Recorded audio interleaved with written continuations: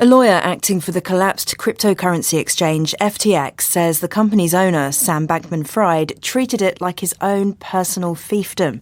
James Bromley told the bankruptcy hearing in the US that the exchange's collapse was one of the most abrupt and difficult in corporate American history. Here's our reporter, Joe Tidy.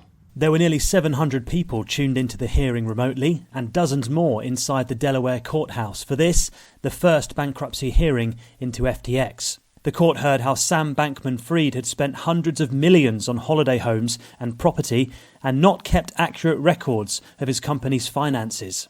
It's been revealed that the emperor had no clothes, lawyers said. More than 1 million people who purchased and stored cryptocurrency coins with FTX are waiting to find out if the bankruptcy team can get them their money back. But after their initial investigations, lawyers say it doesn't look good, with only a few $100 million in the coffers and billions owed to customers. The US Supreme Court has approved the release of Donald Trump's tax returns to a congressional committee. The verdict marks a legal defeat for the Republican former president. Barbara Pletasha reports. This case traces back to Donald Trump's refusal to make his tax returns public in 2016, the only presidential candidate to do so in decades. When the Democrats gained control of the House a few years later, they argued they needed to see his tax records to determine, they said, whether the Internal Revenue Service could properly audit a president who owned hundreds of businesses and used aggressive tax avoidance strategies. Mr. Trump moved to block them in court, calling the request politically motivated. But the Supreme Court has now finally cleared the release of the documents, just weeks before Republicans are set to retake control of the House. Nigeria has begun extracting commercial quantities of crude oil in the northeast of the country for the first time. President Buhari attended the ceremony in the Kolmani field. Mayeni Jones is in Lagos. Though the Kolmani field was discovered back in 2019, its exploration comes at a time when Nigeria is experiencing lower levels of oil production and has lost its status as Africa's top oil producer. This is partly due to oil theft in the Niger Delta. The government hopes that these new reserves will help plug the gap. But Kolmani is in northeastern Nigeria, where the authorities have been battling an Islamist insurgency for well over a decade. President Buhari has urged the national oil company to learn lessons from the Delta, where locals have long complained of not benefiting from their oil wealth. Rescue workers in Indonesia are spending a second night searching through rubble in the hope of finding survivors following Monday's earthquake in the province of West Java. 268 people are confirmed dead, but the authorities say at least 150 more are still missing. They include many children whose school was buried by debris when the quake struck in the afternoon. Russia's de facto administration in occupied Crimea says its armed forces have thwarted several Ukrainian attacks on the peninsula. The proxy Russian leader in Sevastopol said air defences shot down 2 unmanned drones in what he said was an attempt to target a power plant. The head of Ukraine's electricity operator has said the country has practically no undamaged thermal and hydroelectric power plants.